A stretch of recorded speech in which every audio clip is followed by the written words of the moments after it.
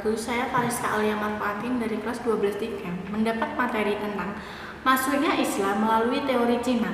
Teori lain tentang masuknya Islam di Indonesia ialah teori Cina. Teori ini menyatakan Islam masuk di Indonesia melalui Cina, tentunya dibawa oleh para saudagar Cina yang sejak dahulu kala dikenal sebagai pedagang yang sangat mobile. Apalagi daratan Cina dan Indonesia relatif lebih dekat. Kalangan ilmuwan Cina, terutama ilmuwan Cina Muslim, mengklaim Cina sudah sangat akrab dengan kota Mekah dan Madinah. Pernyataan Nabi, "Itlub al-ilm wa alihi al-sin." Tuntutlah ilmu walau sampai di tanah Cina. Dijadikan bukti akan kedekatan itu. Dari mana Nabi Muhammad SAW tahu tentang Cina kalau tidak ada wawasan tentang Cina yang sudah berkembang di kawasan itu jauh sebelumnya.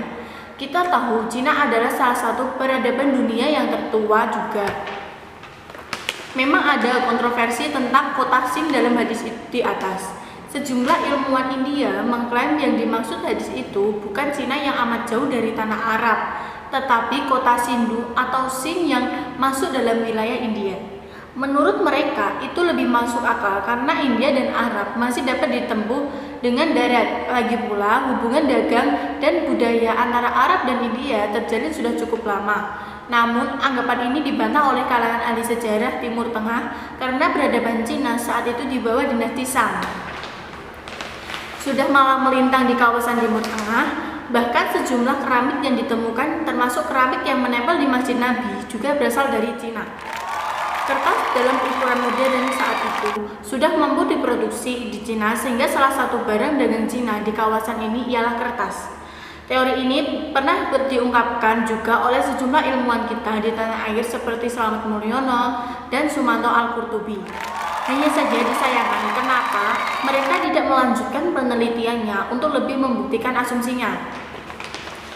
Agar bisa dipertimbangkan sebagai suatu kebenaran akademik yang dapat dipertanggungjawabkan, apalagi teori ini sebetulnya sangat masuk akal dengan berbagai pertimbangan ditemukan sahabat Nabi di Cina yang notabene lebih jauh dari Indonesia. Para pelaut Arab tentunya membutuhkan air tawar atau bahan pangan untuk melanjutkan perjalanan ke Cina. Secara logika, mestinya Indonesia lebih dahulu masuk Islam, baru Cina kalau dilihat dari jalur sutra perkembangan Islam di Asia. Teori ini juga bisa dipertimbangkan dengan kenyataan sejarah mobilitas orang Sumatera bagian selatan seperti Palembang dan Bengkulu sekarang.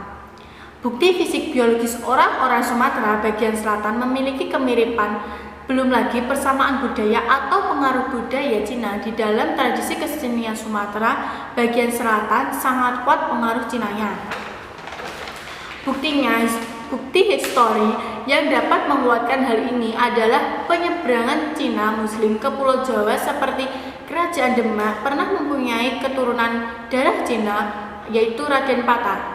Hal yang sama juga bisa dilacak dalam sejarah ulama yang memiliki darah Cina, termasuk Gus Dur atau Abdurrahman Wahid yang mengklaim diri memiliki asal-usul dari Cina. Termasuk yang amat populer ialah kisah nyata Laksamana Cheng Ho. Persoalan adalah apakah Islam yang masuk di Indonesia pertama kali berasal dari daratan Cina atau daratan lain? Masih perlu dibuktikan lebih lanjut. Sekian dari saya. Wassalamualaikum warahmatullahi wabarakatuh.